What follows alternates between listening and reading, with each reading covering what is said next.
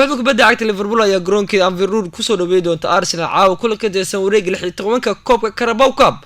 Liverpool ayaa ay garanaysaa inay soo jiidato rikoorkeeda xoogan ee garoonkeeda ku haysato markii ay Gunners ku soo dhaweynayso caawa. Reds ayaa guuleysatay 5 kulan wax khasaare ahna lama kulmin 7 kulan ugu dambeysay ay wajahdo kooxda Arsenal. ciyaarta waa Carabao Cup 4 saac bar ay soo gali doontaa Anfield Road ayana ciyaartaasi ka dhici doonta. Wararka labada kooxood hadii aan eegno, daafaca kooxda Liverpool Virgil van Dijk ayaa la dhibaatoonay dhaawac ka soo gaaray qaybta sare ee muruqa lugta kulankii Axada 2-1 ay guusha ku gaareen naadiga Tottenham Hotspur. waxaana shaki laga gelinayaa kulankan inuu taan buuxdo noqdo xidiga reer Holland ee Virgil van Dijk. ciyaaryahanka lagu Nathaniel Klein iyo Chandra Shaqiri ayaana ka maqnaanaya caawa kooxda martida loo yahay ee Reds ama Liverpool.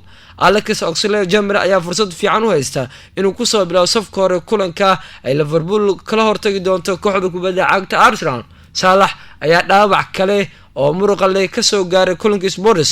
waxaa laga yaabaa in uu wiilka reer Masan nasiino la siiyo kulanka caawa ee Gunners ay wajahayso kooxda Liverpool.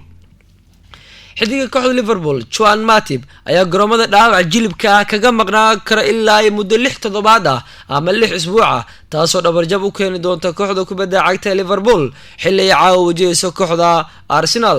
Diego Lovren ayaa ku soo bilowday kulankii Tottenham Hotspur, laakiin Joe Games ayaa booska buuxi kara caawa. kooxda Liverpool ayaa xaqiijisay in goolhayeeda 20 sano jirka ee lagu magacaabo Keller oo qarka u saaran yahay inuu ku soo bilowdo kulanka caawa.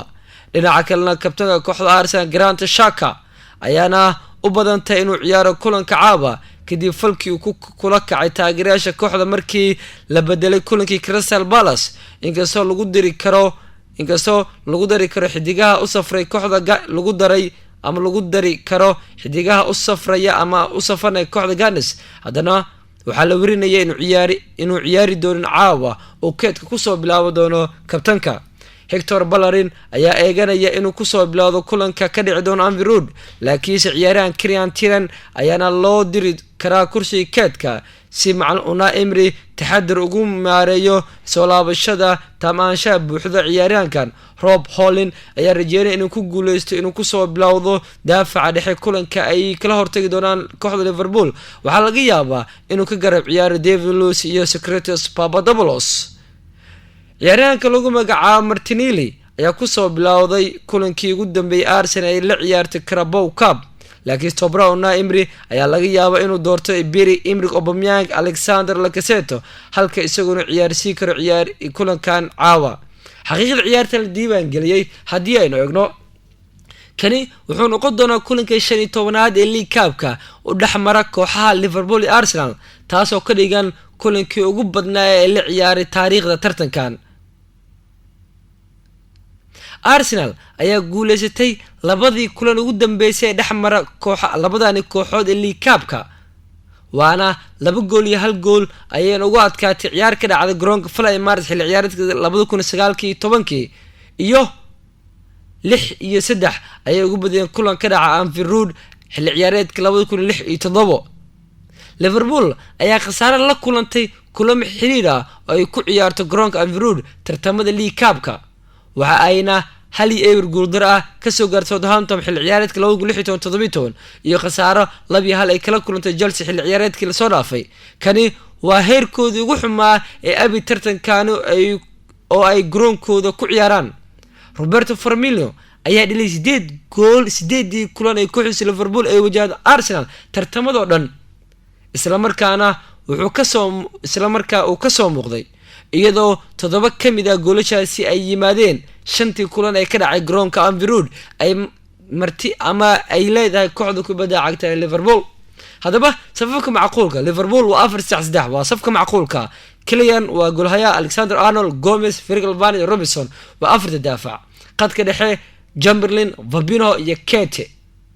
weerarka Origi, Firmino iyo Mane ayay ahaan doona. Arsenal 4-2-3-1. Martinez waa goolhayaha, Kolasinac, Luiz, Holding iyo Perlin.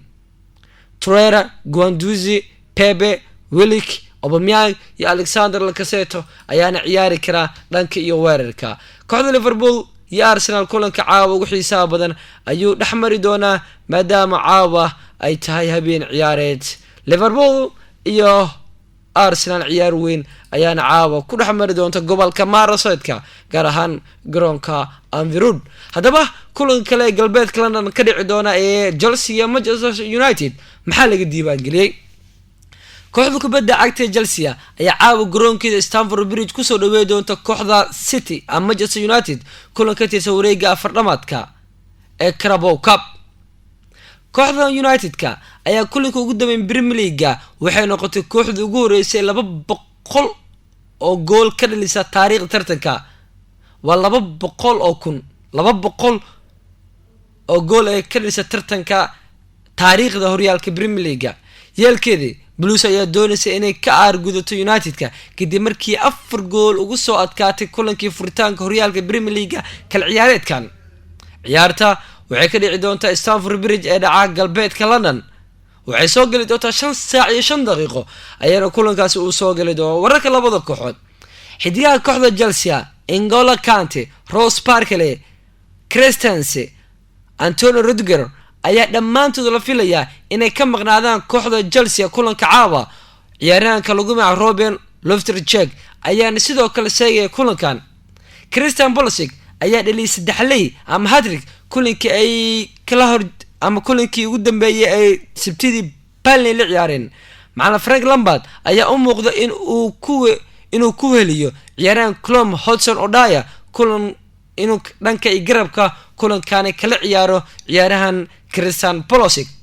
Michy Batshuayi, Oliver Giroud ayaa la rajeynayay inay ka faa'iideysan doonaan wareegan si u helaan bilow nadiif ah iyo safka hore ee kooxda Chelsea. dhinaca kale kooxda Manchester United macalinka Ole Gunnar Solskjaer ayaa shaaca ka qaaday in Paul Pogba uu garoomada ka maqnaado ilaa bisha December si uu u sii wato kasoo kabsashada dhaawacii cagta uu ka qabay ciyaarahan reer Faransa Paul Pogba. Diego Dalot, Nemanja Matic, Luka Shaw ayaa la safrin kooxda United-ka mar kale ayayna ka maqnaan doonaan kulanka caawa Chelsea ay wajihi doonto kooxda United-ka. Ole Gunnar Solskjaer ayaa sheegay inay u badan tahay in labadan ciyaaryahan ee Bernardo Williams iyo James Garner ay heli doonaan daqiiqada ay ciyaaraan kulankan ama daqiiqada ay ciyaaraan kulankan. waxaa la filayaa in Williams uu ku soo bilowdo booska garabka bidix maadaama uu maqan yahay ciyaaraha Luka Shaw. macalinka United-ka ayaa laga yaabaa inuu ku laabto saddexda daafac ee kulankii ka dhacay garoonka Stamford Bridge kadib markii ay si fiican u shaqeeyeen ciyaar wanaagsan ee soo bandhigeen ciyaartii ay wajaheen naadiga Liverpool. Marcus Rocco iyo ciyaaryahan Philip Jones ayaa ku soo bilaabo doona saddexda daafac ee dhexe kulankan maadaama ciyaaryahanka Tobias uu ku dareystay inuu ka soo kabto dhaawaca waqtigiisa.